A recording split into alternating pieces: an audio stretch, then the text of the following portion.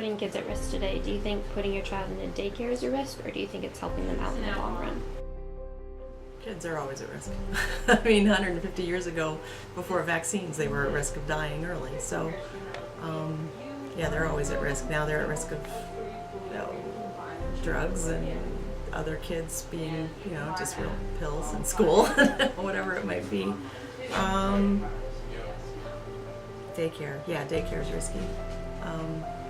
Just because there's so many kids and so few daycare workers, and a lot of them. I mean, I have heard of some where the ratio is like one caregiver to 3 kids. That's probably pretty good. But I don't think they're going to learn real good social skills if they're left like Lord of the Flies kids, to themselves with only one person in charge. Honestly, to an extent, we are putting children at risk with these safe spaces. I personally don't believe in it. So if you're not comfortable with, say, at basic, if you weren't able to cope very well, you were able to go to where you could get away, stuff like that. To whereas I believe, we're almost losing the backbone from all of our children. Think a traditional American family is, and now over the years, what do you think a realistic type of American So growing family up, is? I always believed that the husband worked the most, the mother kind of raised the children, things of that sort. Few kids, they lived a great lifestyle, vacations every summer, things like that. But growing up more realistically, both the parents are working. So a lot of the times they're having trouble making ends meet, but still kids, and parents are doing everything they absolutely can to make it work. So growing up, I always would think of like the I Love Lucy show and the I Dream of Jeannie show, just because I grew up watching that with my father. It would be for me like you have a father who went out, worked as best as they could, and the mother would stay home with the kids, usually 2, 3, maybe even 4 kids. They would go off to school.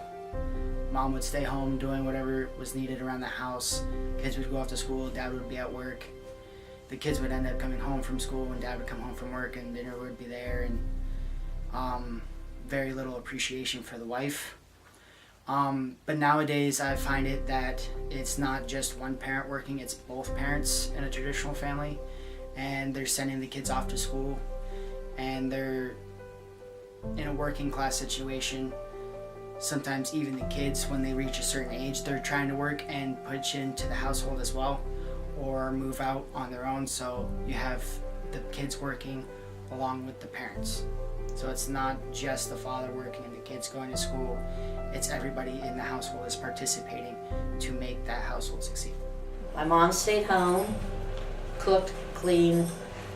My dad worked. He went off to work every day with his little black lunchbox.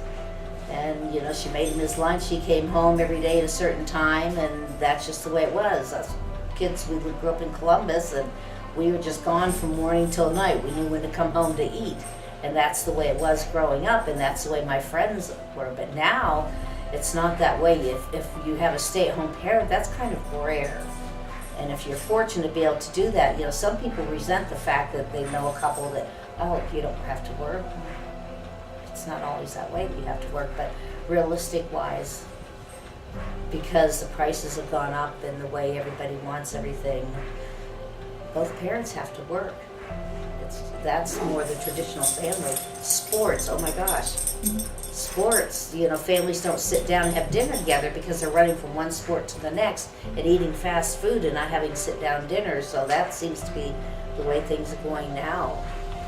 That, like I said, both parents have to work. Everyone is busy off doing something, and that seems to be the couples that I know, the younger ones obviously, that seems to be their way of life. So when I see a traditional American family, I immediately think of my grandparents. I see my grandma and grandfather who got married and are going to be celebrating their 58th anniversary this coming February. They raised 3 kids. My grandpa worked extremely hard. My grandma stayed at home until the kids were at an appropriate age, and then she began to also work.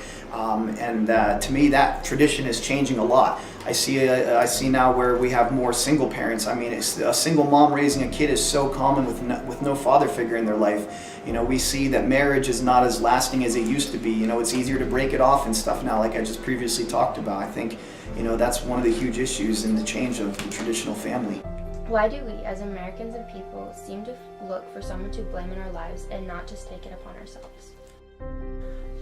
I find that families like to blame other people and individuals like to blame others because they don't want to take the responsibility upon themselves, and they're still acting pretty childish even when they grow up more.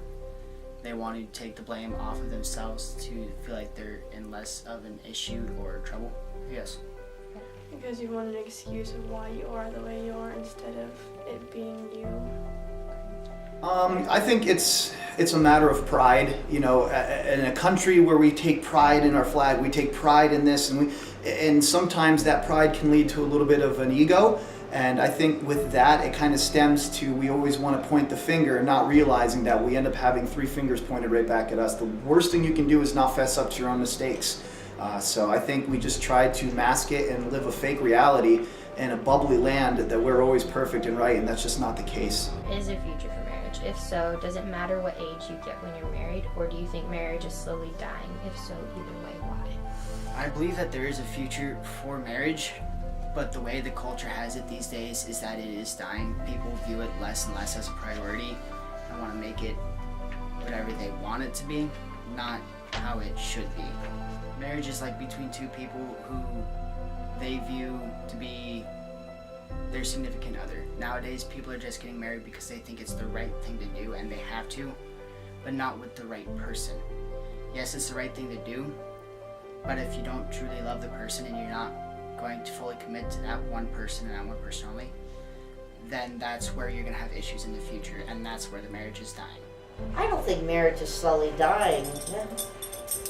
Not in the true sense. I don't think it matters what age you get married. I didn't get married till I was 26 the first time. I've done it a couple of times. You know, I've practiced. You know, one of the things with marriage is that people have to work it out. They have to learn how to talk. Because if you don't talk, then things, I've learned that, you know, through experience, that you have to talk. It's not always good. But once again, I think it's a personal preference as to whether or not you want to be married or don't want to be married. One good thing about being married is because of Social Security. I mean, really, when you think about it, I mean, as I sit here, you know, been on Social Security for 2 years, of course it goes on my own Social Security, but regardless, sometimes, you know, if you're not married and something happens to your, you know, spouse, so to speak, then you might lose out. Sometimes it's very helpful for survival in your later years.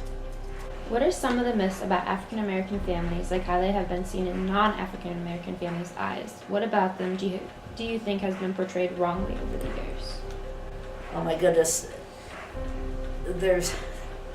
Growing up here, we only ever had one black girl, one African American girl that came to our school for a very short time. She was in the foster system. I'd never talked to a black person until I went away to school. And so I sat and visited with a girl a lot. There's a lot of silly things. One, they don't like dogs. You know, dogs don't like them. You know, that's silly. But another is that their families are different. They're not different. They have love in their families. They have hate in their families. You know, they have good people. They have bad people. There's no difference. The only difference is color and some of the diseases that they might get that we don't. But yeah, there's, you know, not being around them was really hard. We never thought too much.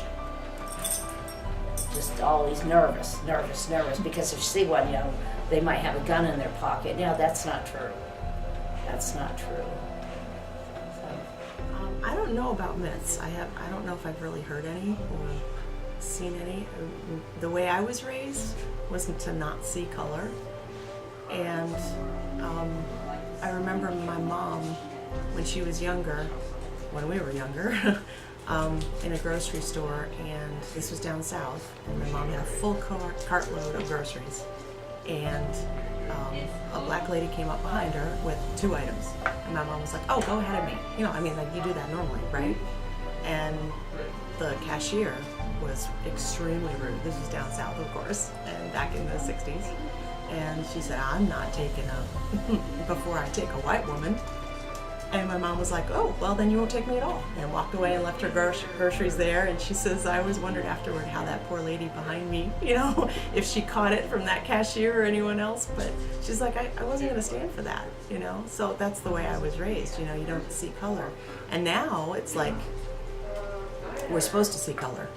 You know, all of a sudden it's Black Lives Matter. Okay, well, how about all lives matter? Asian lives and, you know, American Indian lives. And so I don't know about myths. I just know how I was raised to not see color, and now all of a sudden we're supposed to see it. So it's really kind of confusing.